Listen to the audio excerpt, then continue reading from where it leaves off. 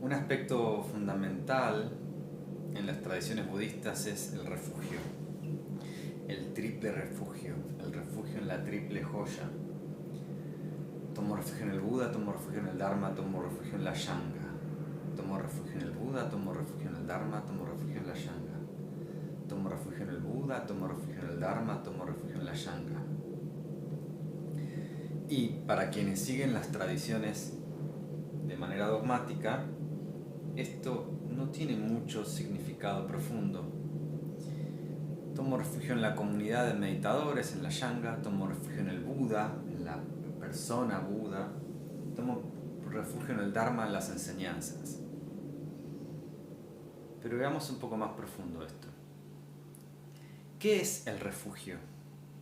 Sin este triple refugio, que incluso viéndolo de forma dogmática sigue siendo muy útil, nosotros refugiamos o nos apoyamos en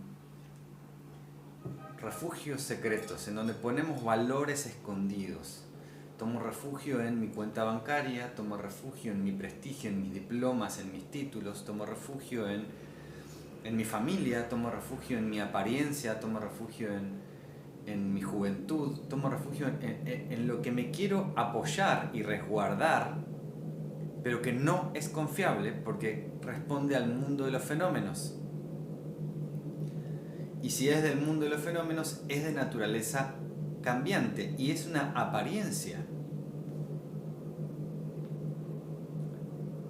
Es como construir un castillo sobre un pantano, sobre una tierra, un terreno muy inestable.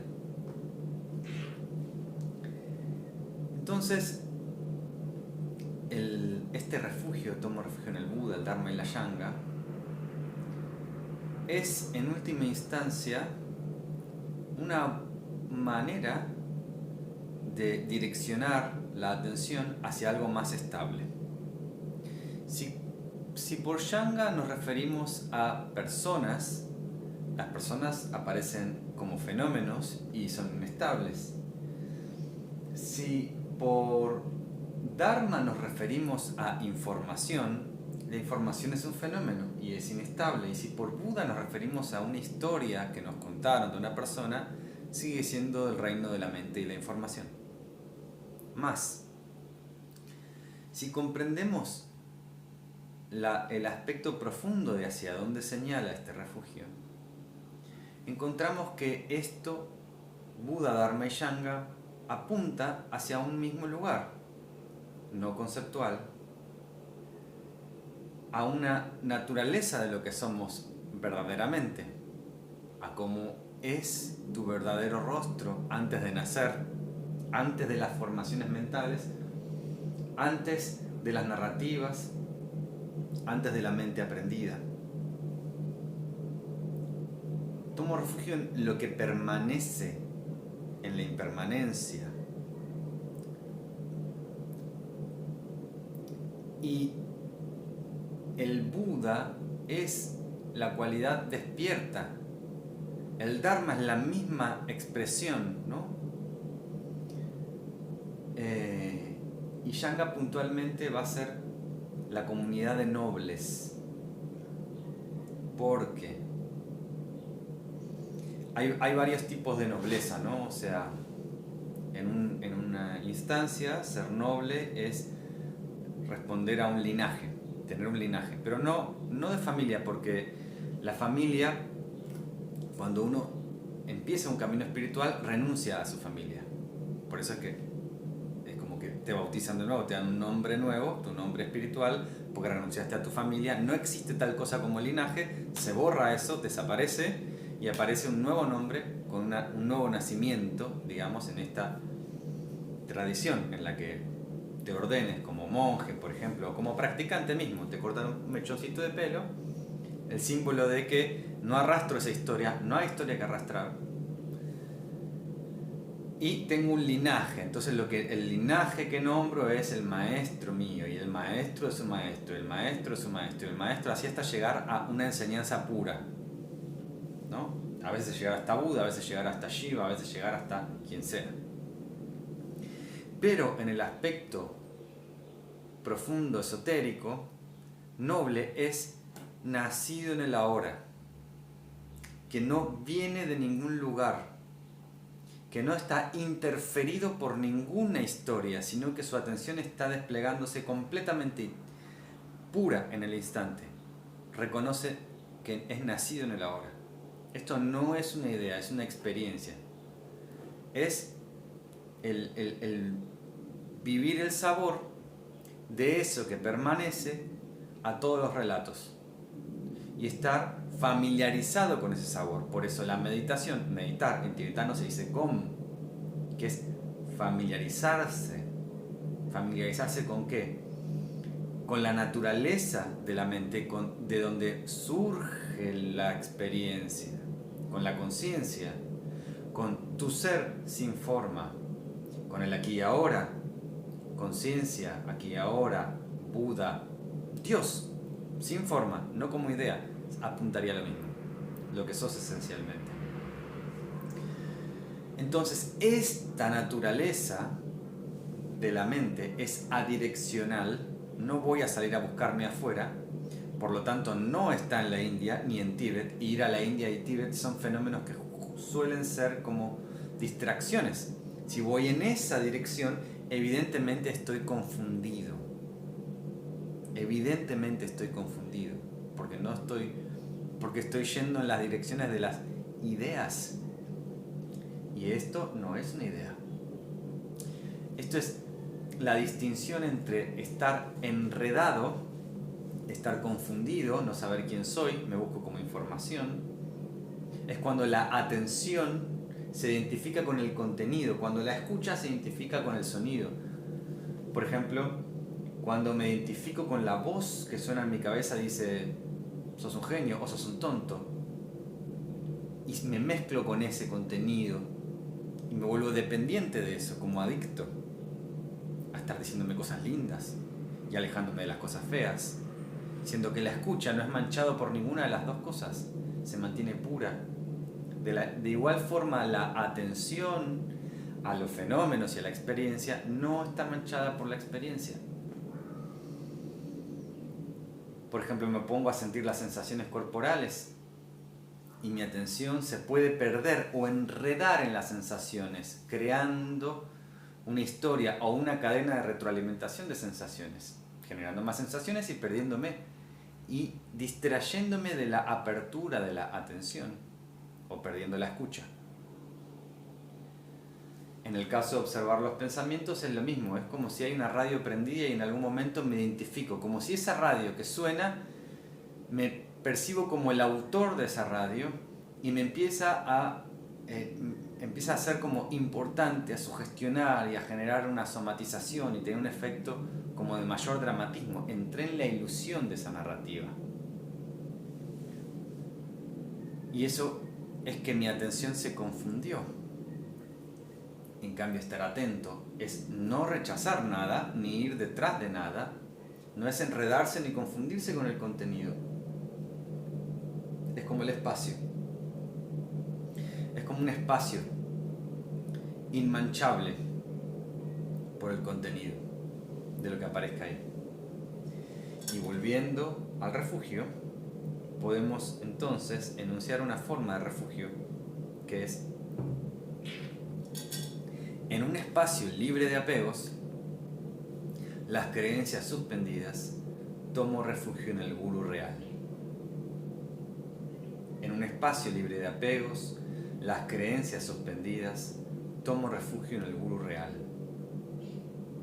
En un espacio libre de apegos, las creencias suspendidas, tomo refugio en el Guru real. En un espacio libre de apegos, en donde mi atención no se adhiere a nada, pero no rechaza, incluye todo, pero no se enrieda. Entonces el deseo aparece como un fenómeno más que no mancha nada, que no enrieda nada, no hay confusión, se clarifica la experiencia. Mi atención permanece pura, sin apego, sin identificación. Las creencias suspendidas, porque todas las creencias son limitantes. todas las creencias son no ver tal cual es. O sea, tengo que creer algo más de lo que es. La creencia es una narrativa mental. Y mientras esté en la narrativa, no estoy al menos reconociendo la naturaleza de la esencia de la mente, de la fuente. Estoy en la narrativa, en la creencia. Estoy en la mente que me dice cómo es el mundo. Por lo cual, todas las creencias son una reducción hasta el absurdo de la realidad. Son un mapa que no le hace reflejo a lo inefable que es esa realidad de la manifestación. La creencia es un cúmulo de nociones, de interpretaciones, de imputaciones de significado. Así que por un momento, si bien tiene su utilidad, por un momento la suspendo para volver al sabor de eso profundo, de esa apertura, de esa inmediatez. Entonces, en un espacio libre de apegos, las creencias suspendidas, tomo refugio en el gurú real. El guru viene de la raíz guru, que es como disipar la oscuridad. Entonces es una función el gurú. Si una enseñanza, si un maestro, si un sistema o una tradición o una religión no apunta a la esencia de lo que sos, a la verdad que está detrás, y se pone a hacer ornamentos de fabricaciones y significado sobre significado, y creencia sobre creencia, y tengo que aprenderme de memoria en vez de desnudar y dejar qué es lo que queda cuando se desnuda todo, cuando ese enredo sucede en las tradiciones o se vuelve dogmática, ahí la religión lo que hace es apuntarse a sí misma y no apuntar al corazón de la esencia de lo que sos. Entonces su función ya no es de disipar la oscuridad, sino que es parte del mismo enredo del mundo. Entonces, esa función de disipar, esa función del maestro, es un señalamiento. Solo puede apuntar, che, es ahí, es ahí. Pero esto no es a donde apunta. Por lo cual, el maestro en sí no significa mucho más que el proceso de desoscurecerse, de clarificarse, de autoiluminarse en ese mirar en esa dirección o ver con claridad. Esto también, y más ahora, en un sistema de prácticas completos, en un sistema ordenado de práctica, puede ser el gurú en sí.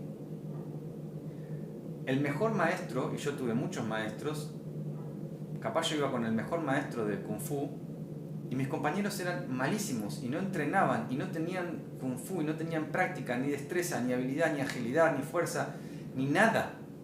Y solamente era el prestigio de estar con ese maestro. Por lo cual, ningún maestro, de estar al lado de un maestro no significa nada. Así como tampoco ir a la India. Entonces, ver a un gran maestro ir a la India muchas veces puede ser simplemente un fenómeno de distracción, distractivo. Reconocer a donde señalan las enseñanzas, ese es el disipar, y es algo que sucede en el foro interno. El gurú real es la conciencia. El gurú real es sin nombre. Entonces, en un espacio libre de apegos, las creencias suspendidas, tomo refugio en el gurú real.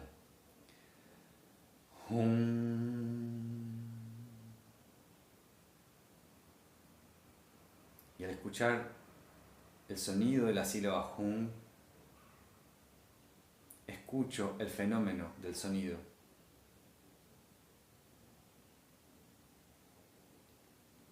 Hay dos cosas: el fenómeno y la conciencia. Y nada más. No hay enredo.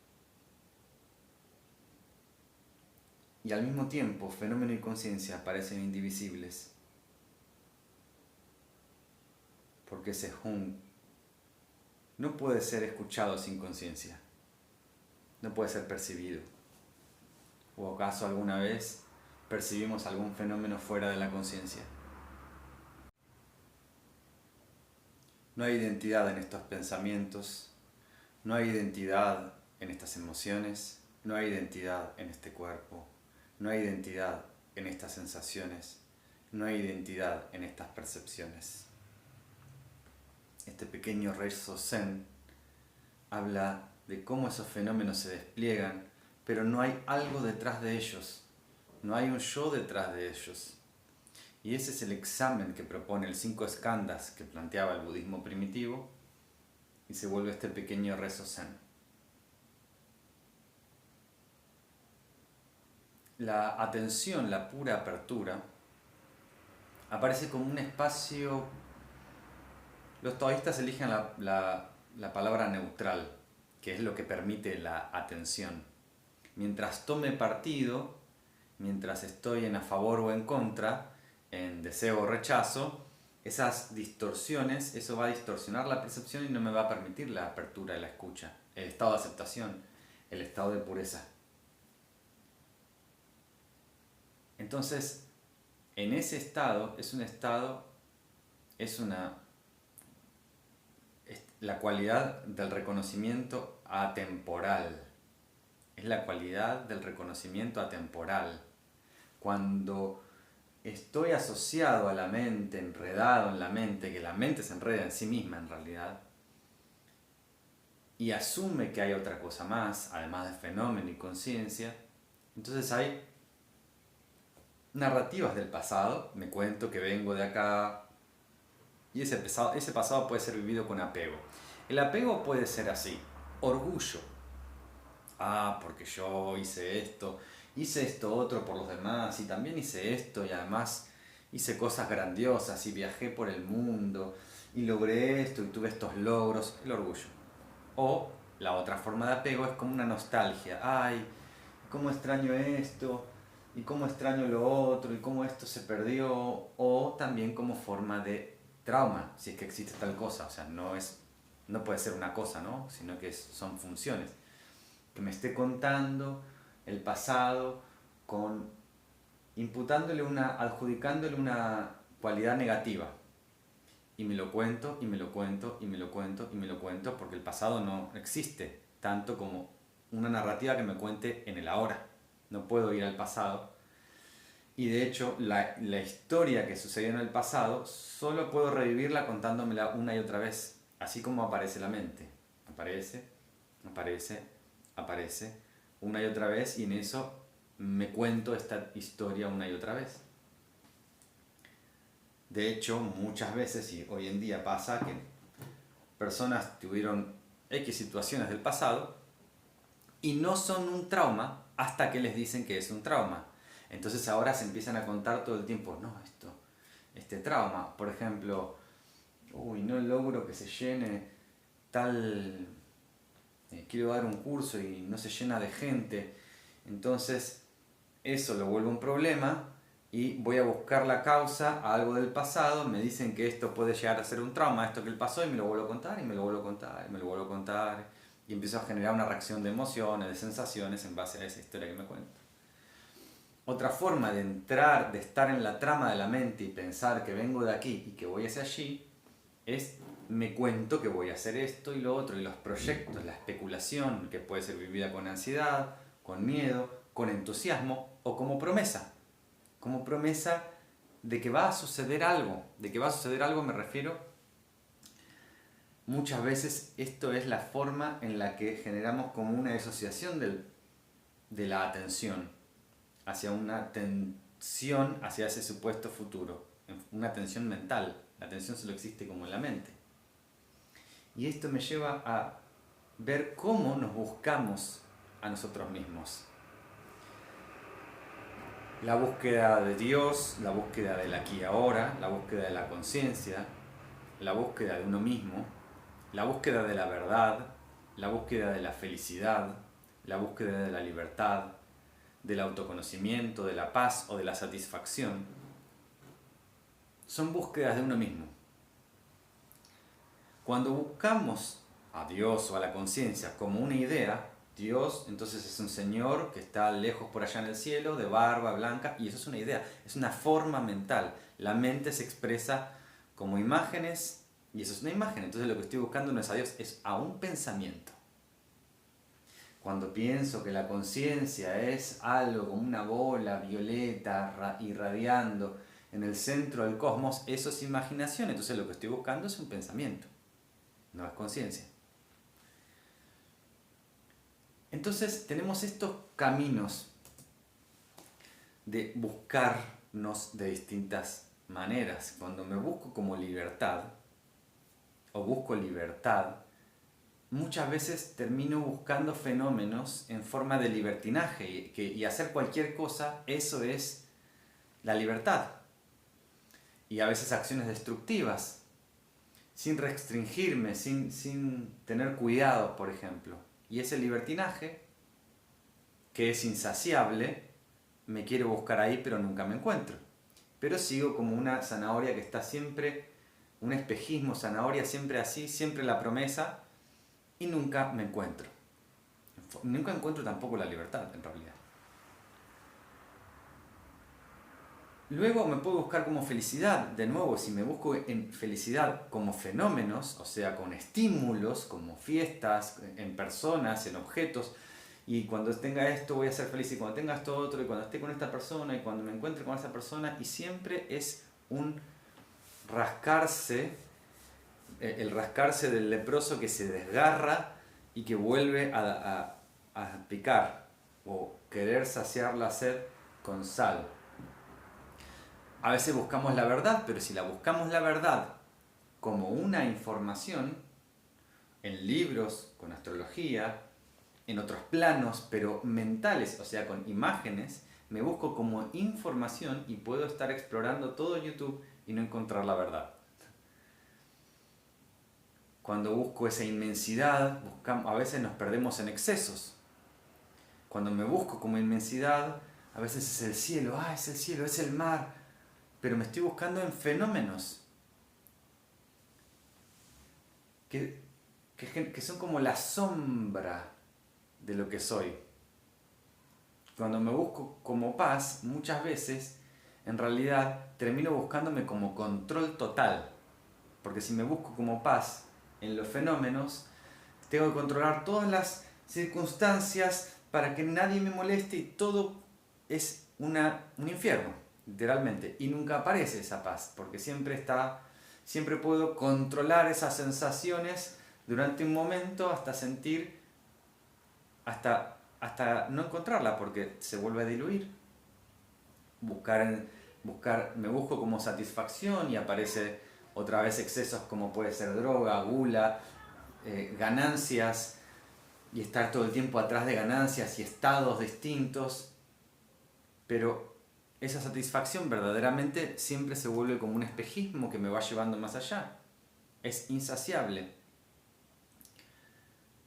Ahora, si eso, y esta pregunta puede funcionar, si eso que estoy buscando, que estoy proyectando en un montón de ideas, ahora, si eso ya está acá, si esa paz que busco ya está acá, y si lo único que obstruía esa paz era el pensamiento de que me falta tal cosa, sin ese pensamiento, ¿qué hay? Y si lo que estamos buscando profundamente ya está acá, y es la misma ímpetu de búsqueda lo que me está proyectando en un mundo de imaginación, en una sensación de carencia, y es la búsqueda la que perpetúa la sensación de carencia,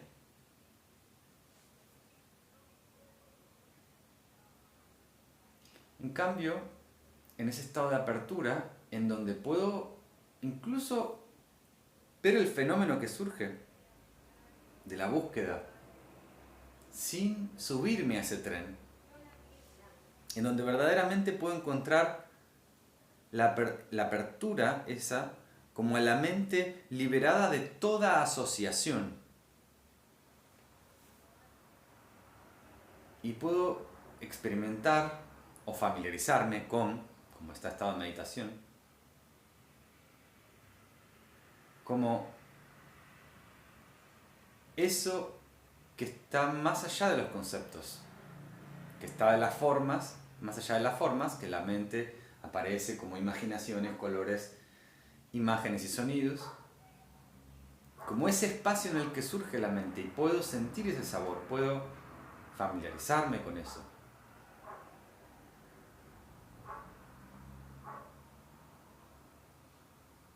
Y encontrar esa apertura, esa vacuidad, pero recuerden que la vacuidad, sunyata, esta palabra vacuidad, los budistas la representaban como una mujer embarazada, como un puro potencial. Esta vacuidad está llena, y si simplemente ahí aparece espontáneamente algo que siempre estuvo, que es esa paz, esa satisfacción, esa inmensidad, esa infinitud, ese contentamiento,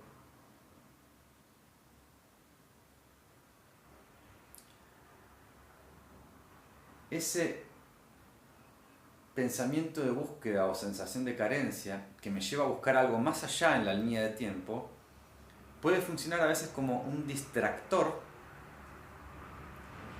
de ese milagro que está en el más acá, que está acá, que no es algo estrambótico como que, bueno, voy a tirar rayos de colores por todos lados, volar y ser mi mejor versión en la que, no sé, me pongo más musculoso o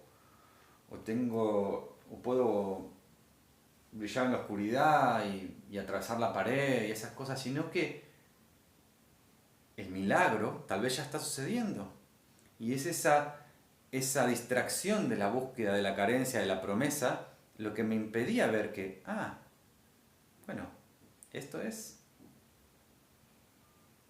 la mente sin asociación. No chocan mi mente con la experiencia, la narrativa que me cuenta, ya no me confunde, no me enrieda, no hay enredo, hay espacio. Hay espacio incluso para contarme tal cosa, pero ahora parece como un cuento.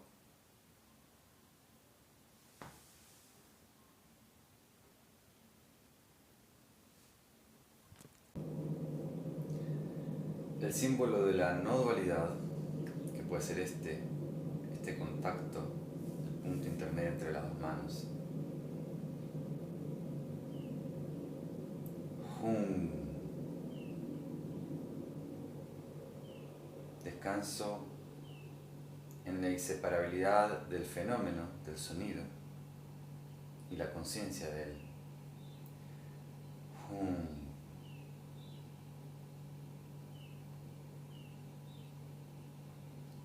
Hum.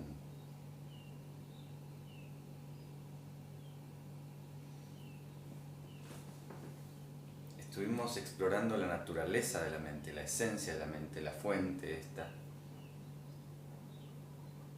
en donde no hay enredo, ese espacio que Padmasambhava lo representa como la inmediatez de un rayo, está acá, es ininterrumpido como el viento, imparable, es indañable también ese espacio, incorruptible, y es no fabricado. Y en realidad, además de familiarizarnos con lo que somos, que es ese estado primordial, previo a todo lo construido luego, ese ese familiarizarse, ese sentirme cómodo o empezar a dejar de pasar por alto eso que está ahí, ese sabor, por decirlo así. Y junto con ello es importante también desenredar el problema de alguna forma, Porque el problema existe únicamente en la mente, en la confusión de la mente. Así que cuando nos encontramos como atrapados en la mente, o fijos en la mente, o creyendo en un relato, ¿no? Que fíjense cómo la mente siempre genera, cuando estoy en estado de confusión, cuando no reconozco lo que es por lo que es, genera como un distanciamiento en el tiempo, una falta, una especie de rechazo a la realidad. Esto lo podemos jugar a crearlo, para entender cómo lo crea la mente y nosotros le creemos. Primero que nada, la mente empieza a decir, bueno, la mente, la sociedad y demás, ¿no? Pero nosotros asumimos que es así, ¿no? Por ejemplo, no tengo mi carta natal hecha. No, es grave esto, porque es importante tener la carta natal. Es importante. Cuando creemos en es importante y empieza una elaboración de eso. Yo no tengo obra social desde los 9 años, no voy al médico hace 27 años. No, pero es importante, te vas a morir, me dicen. ¿Y sí? O sea, lo digo con ligereza, sin ningún peso. Entonces, en eso es importante esto, y hay como una suerte de atracción, de fuerza de atracción hacia ese espacio. Entonces, la mente con el deseo también nos empieza a correr del sabor, nos embruja, por decirlo así. Es un juego estas palabras en realidad. Entonces nos quedamos atrapados, fijos en la mente, creyendo el relato, metidos en el relato, salidos de la experiencia. Perdemos el observar la experiencia, y entramos el solo escuchar lo que me estoy contando, lo que me está contando la mente. Entonces la mente, que no tiene sentidos, que no tiene oído, me empieza a contar cómo es el mundo, y ese mapa del mundo que creó la mente es catastrófico, por ejemplo. Entonces, si el enredo está en la mente, o sea, podría preguntar, esto no quiere decir que la mente sea un enemigo para nada, ¿no? La mente es una función, no es una entidad, es algo que está sucediendo. Y es una potencia hermosa porque es lo que nos permite expresar también. Entonces, la otra vez dije, ¿existe este problema más allá en el pensamiento, de la problematización? ¿Podría describir el problema sin el lenguaje?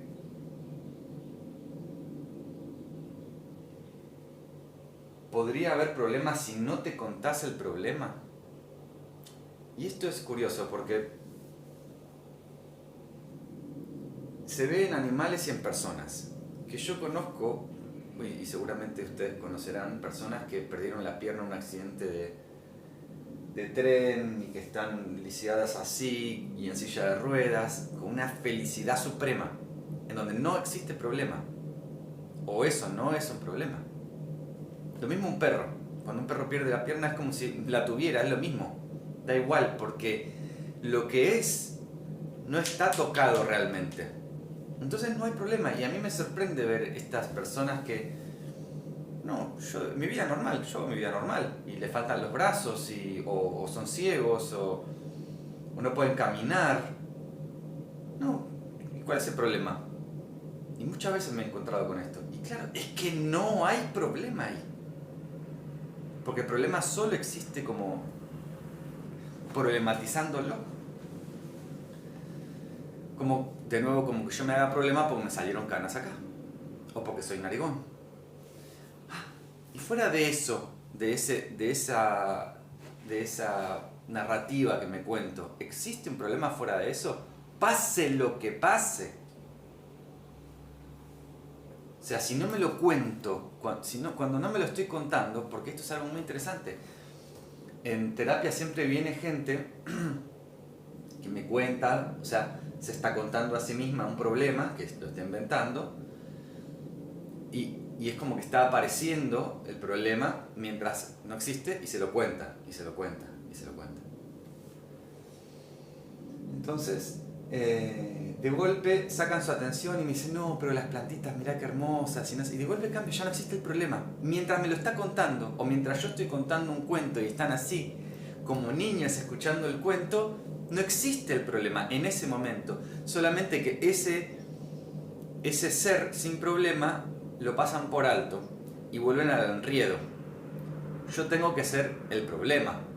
Yo tengo que ser con esto. Esto me genera un sentido del yo, ese drama. El estado de apertura es mucho. Y así un montón de personas que no, porque me cuentan tal su drama, y no, pero le di de comer al perrito y de golpe una sonrisa, una cosa así.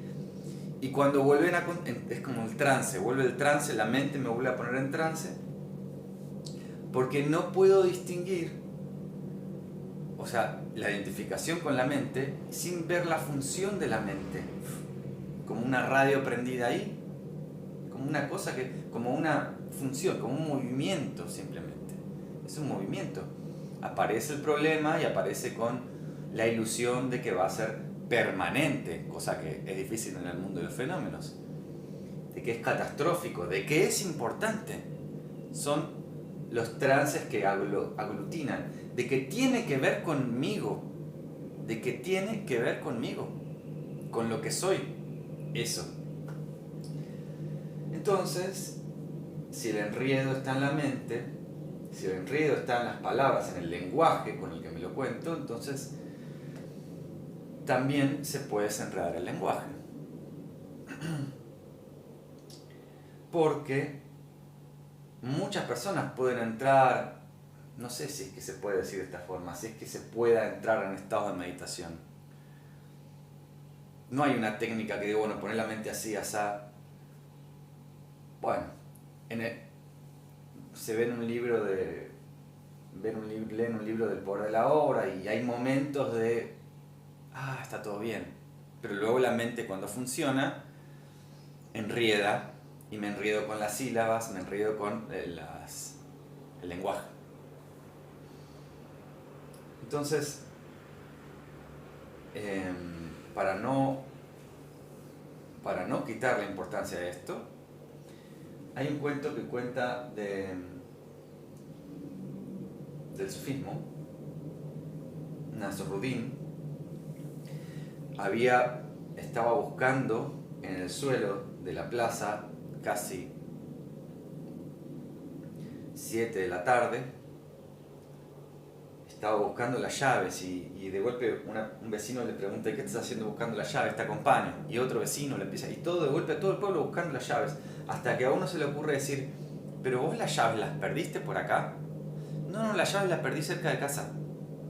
¿Y por qué las estamos buscando acá? Porque acá es más fácil, acá hay más luz.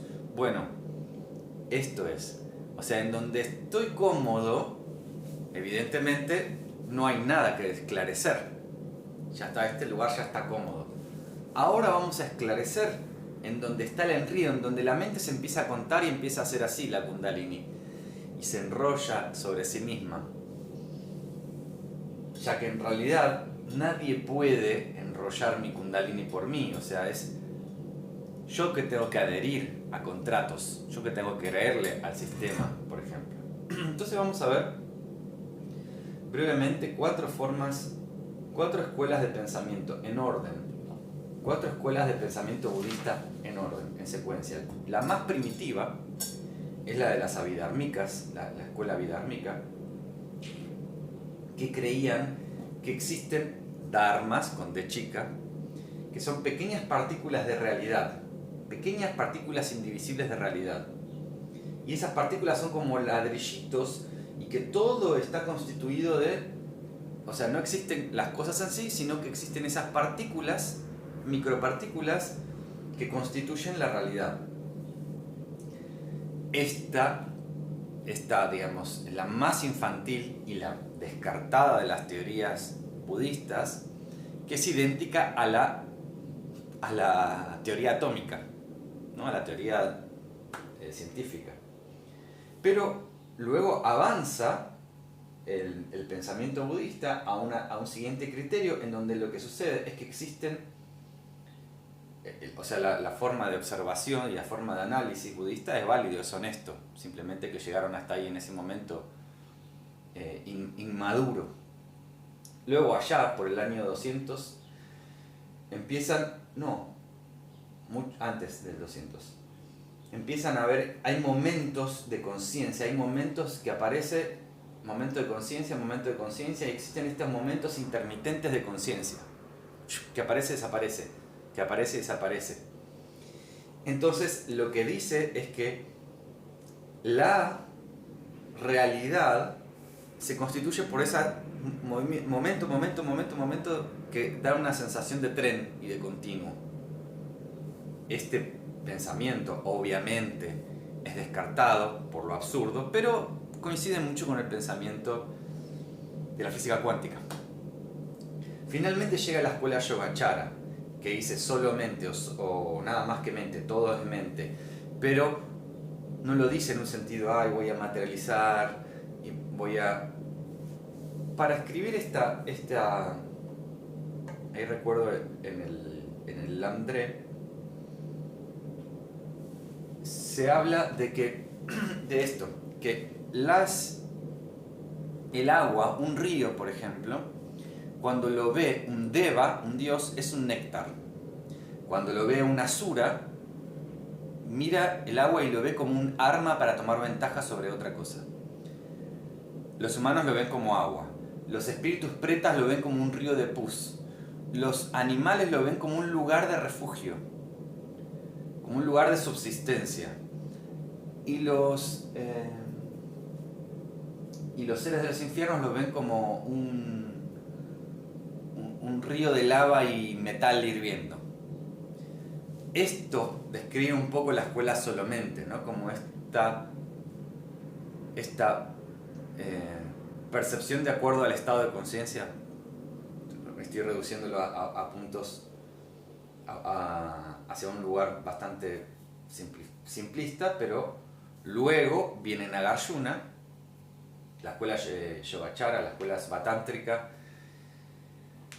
de Vasubandhu y Asanga, y Nagarjuna termina con esto, nos regala esta no fijación con el fin del discurso, con cortar continuamente los discursos, contar la conceptualización y permitir continuamente que el Zen tiene mucho de esto. El Zen toma mucho de Nagarjuna, bueno, se desprende de ahí.